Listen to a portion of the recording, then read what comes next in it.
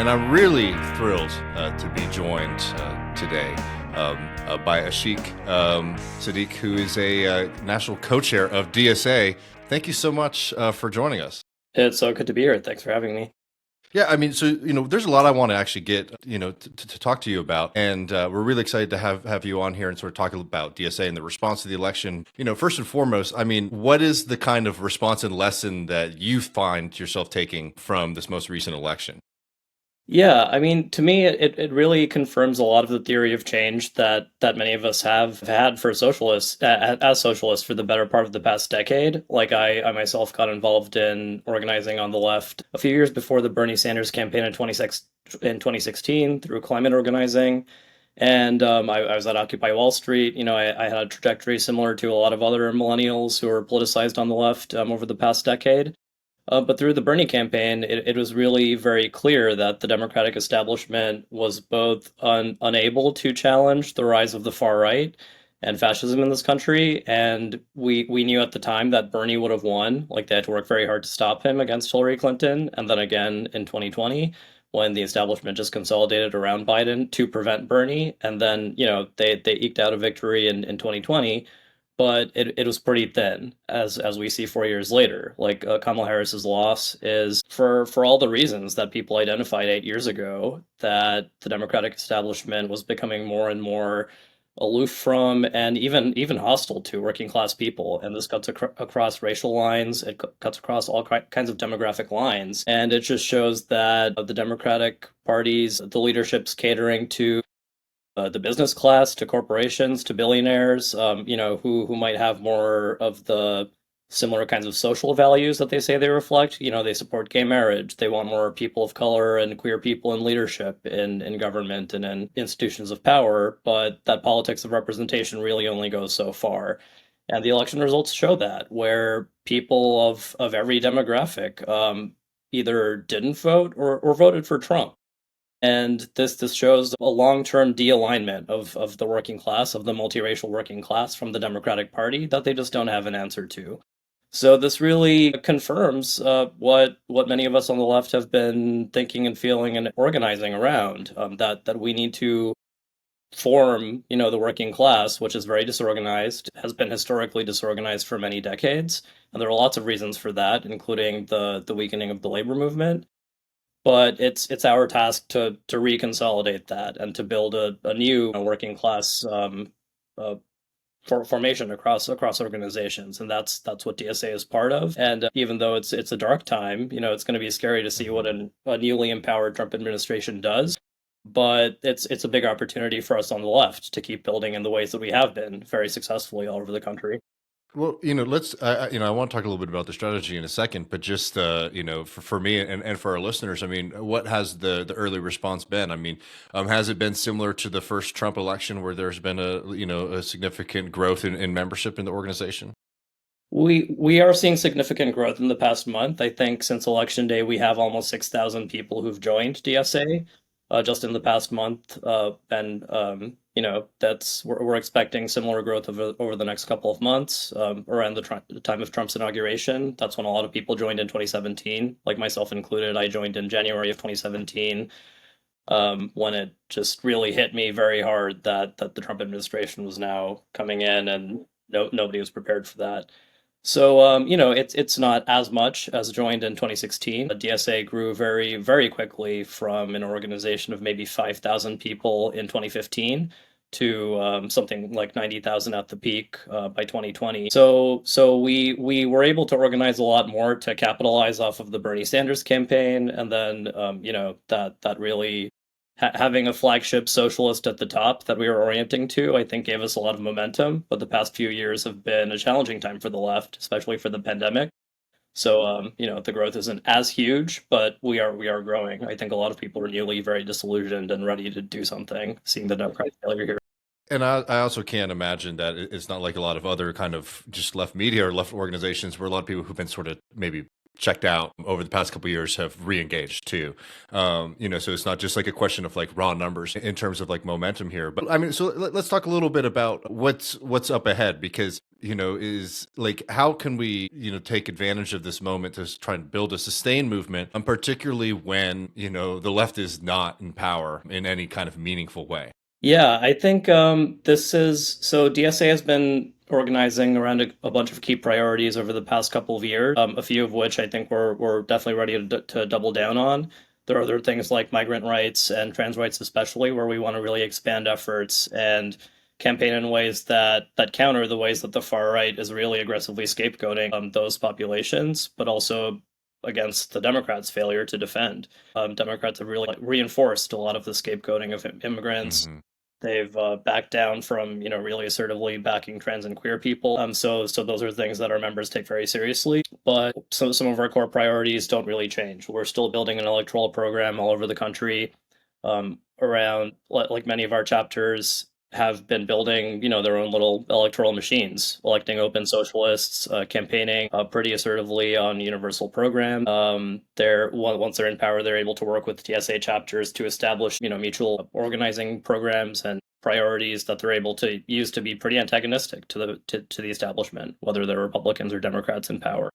One of our best examples is in New York State, where a block of, I think now 9 members of the state government are able to operate as a block of socialists in office to pass major priorities around climate. They passed the Build Public Renewables Act by being very antagonistic against Kathy Hochul, who's the governor, and the Democratic supermajority that had not done anything meaningful for working class people. So Mm.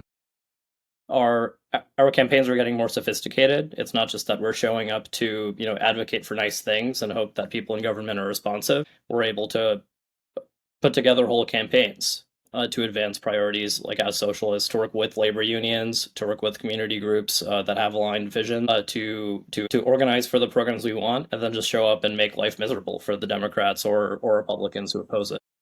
Well, let's talk about that a little bit, because I know this is going to go on YouTube, and when you put something on YouTube, it kind of attracts it can attract a certain kind of audience in the comments. At least all of our listeners are super smart and engaged folks. But I used the word antagonistic there, and basically one of the things, the criticisms of DSA that you hear a lot is that DSA is just an organization to kind of shepherd people back into the Democratic Party. How do you respond to that? How does DSA sort of see its relationship, with the Democratic Party, and particularly, like, I'd be interested to hear a little bit more of that word you kept on using, antagonistic.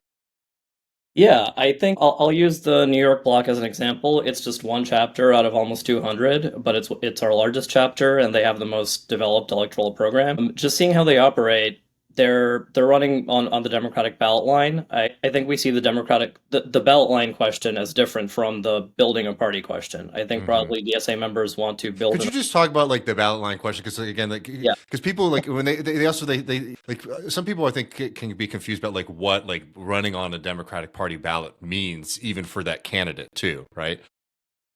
Yeah, I think somebody said, I think it was Bhaskar Sunkara who I heard say on a panel or some talk that, we think about the way political parties operate in other countries, where there's a membership, where there's some kind of democratic process for members to show up and influence what the party does, and then what they do in government reflects that in a parliamentary system. But in the United States, we have the Democratic Party and the Republican Party, and neither of them functions as a party. It's more like a no party system than a two party system. The Democratic Party is just, like a nexus of funders and consultants, and, they have their conventions, but it's very heavily kind of screened. Like it's very hard to, like, even at the local level, Democratic Party operations are not really, Hmm. open to like actual democracy. So what we do in DSA, we have a lot of work to do in building our structure, but the way that a lot of DSA chapters operate is more democratic than you see, in either of the parties that exist here. We're operating more and more like parties in other countries that have parliamentary systems and meaningful membership, where you can have like a labor party, like a workers' party, where workers can show up and actually be part of this political party together. So we have, meetings that are structured where people can make decisions together, and that sets our priorities. So when we endorse candidates, there's a pretty robust process in most chapters to vet the candidate. Hmm. More and more, we're trying to focus on running cadre, what we call cadre candidates, like people who come up as DSA members who meaningfully participate in the DSA chapter, and or DSA organizers who are, not just out for their own kind of personal advancement, but are encouraged by other people in the chapter to run. We have so many great examples of people who just got elected in the past few years, and including in this cycle, who were, the membership coordinator or the chair of the Mm, chapter, and then, kind of step back, and other people were like, okay, we have this district that we think is really receptive to our politics, which we learned through years of organizing campaigns in that area.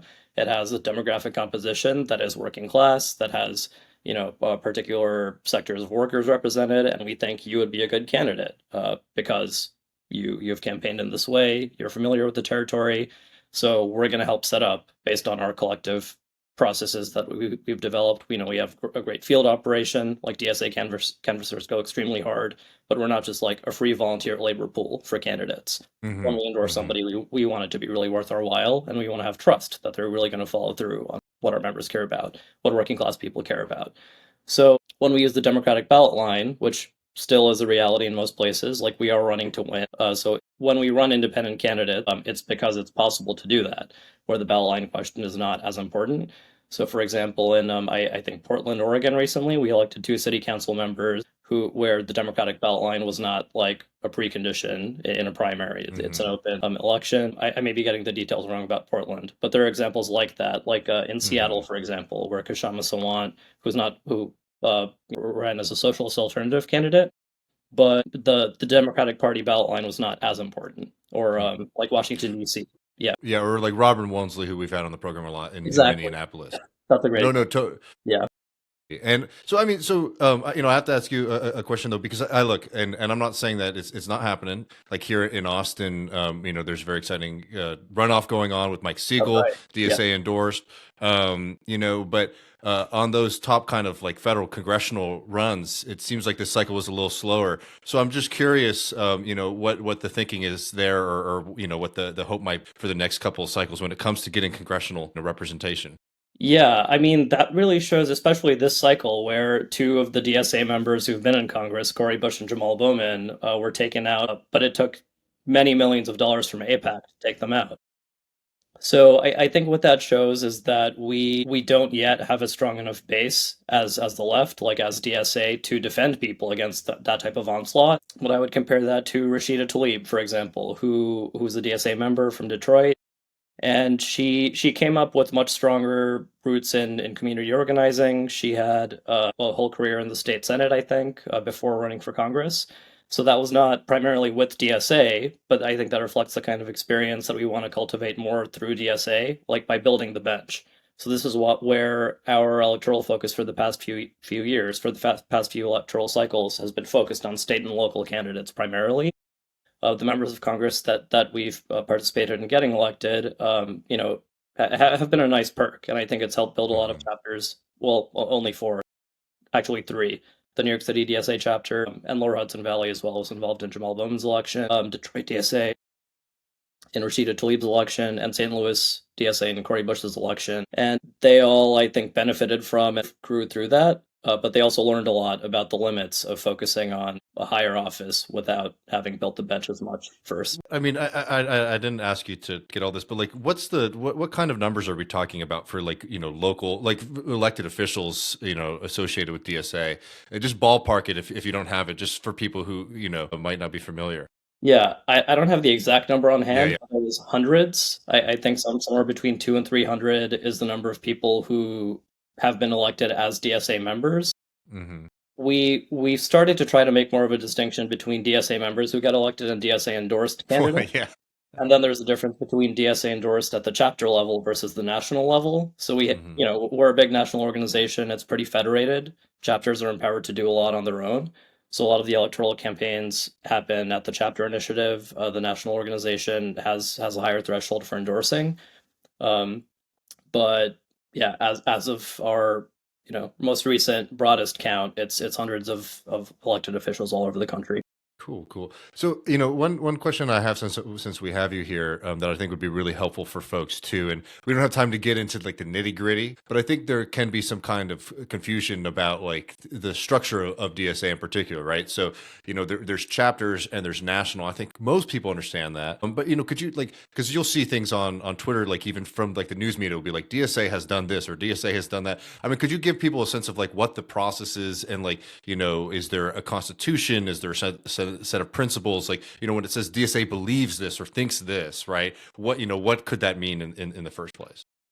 Yeah, so DSA has grown a lot over the past decade. Since 2016, our membership has grown a lot. Our structure has grown to reflect that, but it's still a work in progress. So we're not a democratic centralist organization where decisions are made collectively and then everybody has to follow through on it. It's very federated, so that can be messy. Democracy is messy. Chapters are empowered to do a lot on their own. The national organization, reflects what chapters do through conventions that we have every 2 years. So in each convention cycle for the past, 8 years that I've been involved, we've sort of added more structure, more coherence, more coordination. And convention is the highest body of our democracy. So if something comes out of convention that is meant to be reflective of the whole organization. So, for example, we passed a platform a few years ago, but then it was kind of just a huge laundry list of things. It's still on our website, but there's been a kind of an emerging consensus over the past couple of years that we need to kind of narrow it down and focus it on things that we're organizing around. So in the past year, we came out with a program that we call Workers Deserve More. That's our program for 2024 and going forward. And you can see that on our website. It's 2024.dsausa.org, which we need to update to 2025 or maybe some perennial year. And that's reflective of our current national leadership body, which is elected at the convention. And so decisions happen at different levels of the organization. I'm on the National Political Committee. I'm one of two national co-chairs, and we're multi-tendency. So there are a lot of different, ideological tendencies that exist within DSA, and that can get messy. There are different caucuses that put out positions about things, so that can reflect Twitter discourse or social media. But that we're trying to get more collectively disciplined about how we communicate, especially going into the next Trump administration. And I think a lot of our chapters are getting better at making decisions collectively and then following through with how they organize and communicate. Yeah, it's Yeah. it's something we've been reflecting a lot about across DSA about how social media kind of influences the way that we operate as a democratic organization. Like there's some writing that I thought a lot about, like the Digital Party by this guy Paulo Gerpato, like Portuguese name, hmm about the challenges of organizing democratically and collectively when social media is just influencing a lot of. Well, I mean, especially because it gives you like short-term mindset, I mean, Yeah, one thing that like I've learned doing this for a few years is that like you don't really ever get rewarded for being right in the long term. You get rewarded for being right in the moment, right? Whatever like the feeling or energy around is the thing that like you get kind of rewarded on those. And that's not a very good thing for organizations that are thinking about building power in the long term. yeah, and I think it can make it easy for the differences within the left, like intra-left debates, to get really magnified because that's what people hmm are tending to, on our internal channels or on social media. But especially now, it's really important for us to orient like really against our class enemies here, like not just the Trump administration, but the whole billionaire class that made this possible, and that includes the Democratic Party establishment. So I think in moments like this, when we're being attacked as the left for the reason that the Democrats lost, it's important to just reframe that and like, no, we're just doing what we've been doing for the past few years. It's actually been pretty successful. We've passed way more for the working class in a lot of the country than Democrats have in years. And if they followed more of what we're trying to do, then maybe they'd be doing better, but they're not. So we're just over here building the alternative. And that's a very good thing. I mean, well, I really appreciate you taking the time, and happy to have you on to talk about things whenever. If I'm somebody listening to this and I'm feeling inspired, and I just want to check out DSA or my local chapter, what should I be doing? Yeah, well, first of all, just to join DSA, it's very easy. You can just click our website, dsausa.org/join, and all you have to do is pay dues. They're pretty minimal amounts. We have tiered dues, so you can pay whatever you want. So our lowest tier is less than it costs to pay for Netflix. But we really want people to not just be dues paying members, but also participate however you feel comfortable. So there's so much we're doing in chapters, and chapters have a lot of the initiative. Like you can show up to meetings and help shape what the chapter does. So you can see if there's a chapter near you. If not, you can help start one. And some of our major organizing campaigns that we're working on are like right now around labor organizing. Like our labor solidarity efforts have really increased a lot over the past few years. We want to rebuild a labor movement that's way stronger than it has been in decades, because we see organized labor as the backbone of successful social movements. So it's not just that we're activists who care about, climate change, a Green New Deal, Medicare for all, like trans rights, migrant rights. Like we know that we need to organize workers to make those things possible and to make them happen on terms that the working class actually benefits from, not just in a kind of elitist, like top down way. So yeah, you can plug in. It's very easy to join, and then there are all sorts of national resources to help people develop as organizers, to figure out how the hell do I organize? How do I start a campaign? How do I figure out what's useful in my community? Well, again, thank you so much. Really appreciate you taking the time to speak with us on Left Reckoning.